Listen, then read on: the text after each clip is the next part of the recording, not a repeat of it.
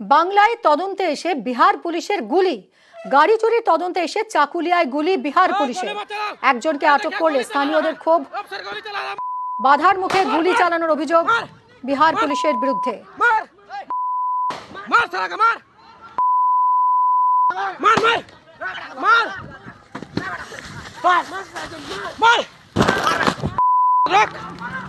गोली चला रहा है, गोली चला रहा है, गोली मत चलाओ, ये देखिए गोली चला रहा है, अफसर गोली चला रहा है, मार मार मार मार मार मार साला का मार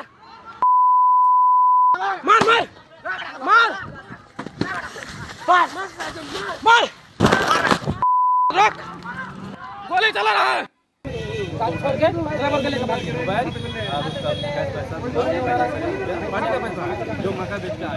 गाड़ी छोड़ दिया उसका नाम से कभी तो कोई केस नहीं होता था। सीधा ट्रैक्टर चलाता है, डेली खाता है, लेकिन तुम कैसे उसको चोरी करते हो? आप भी क्या कहते हैं? मेडिकल कराओ। अभी जो उस लड़का को लेके गया, एक लड़का को जो उठा लेके गया, उसको जो पैसा लगा के उठा ले, उसको बॉस भी तोड़ दिया, वो भी मेडिकल। गोली चला रहा है, गोली चला रहा है, गोली मत चलाओ।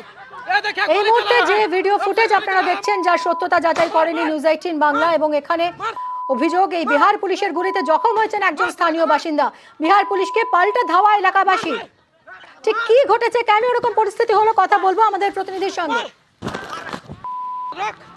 দেখো মিমি, তোমাকে জানিয়ে রাখি যে উত্তর দিনাজপুর জেলার চাকুলিয়া থানার বিলাতি বাড়ি এলাকা, সেখানে আজকে দুপুরের দিকে বিহার পুলিশের আধিকারিকরা, তারা কিন্তু পুলিশ আধিকারিকরা তারা কিন্তু সেখানে গাড়ি চুরির একটা তদন্তে যায় এবং সেখানে একটি ট্রাক্টর চালক তাকে কিন্তু ট্রাক্টর সহ আটক করে এবং আটক করার পরে সেই চালককে বলে এটি চুরির গাড়ি, এবং এতে কিন্তু স্থানীয় বাসিন্দারা যখন জমাত হতে শুরু করে, জমাত হওয়ার পরে কিন্তু যখন জোর জবরদস্তি করে ওই ট্রাক্টর চালককে আটক করে পুলিশ নিয়ে যেতে গেলে বাধা দেওয়া হয়, বাধা দেয় স্থানীয় বাসিন্দারা। তারপরেই পুলিশকে দাবা করলে কিন্তু পুলিশ কিন্তু এলোপাতারি গুলি ছুড়ে এমনটা কিন্তু অভিযোগ করছেন স্থানীয় বাসিন্দারা। এই ঘটনায় কিন্তু একজন জখম হয়েছে বিহার পুলিশের গুলিতে, এমনটা কিন্তু জানা যাচ্ছে। এই ঘটনা নিয়ে গোটা এলাকা জুড়ে কিন্তু উত্তেজনা ছড়ে পড়ে এবং বিহার পুলিশের বিরুদ্ধে প্রতিবাদে সামিল হয় স্থানীয় বাসিন্দা এবং জাতীয় সড়ক অবরোধ করে বিক্ষোভ দেখাতে শুরু করে।